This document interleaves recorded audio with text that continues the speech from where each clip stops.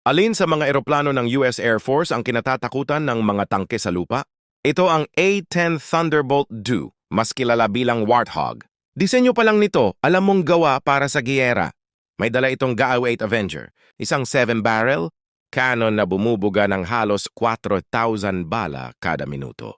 Hindi jet speed ang puhunan nito, kundi tibay, suporta sa lupa, at kakayahang bumaba ng sobrang lapit para dumurog ng target. Ang A-10 ay kayang lumipad kahit may tama na. Napalitan man ng mas modernong jets, hindi pa rin ito binibitawan ng US military dahil sa totoong laban, minsan ang kailangan mo ay isang lumilipad na tangke.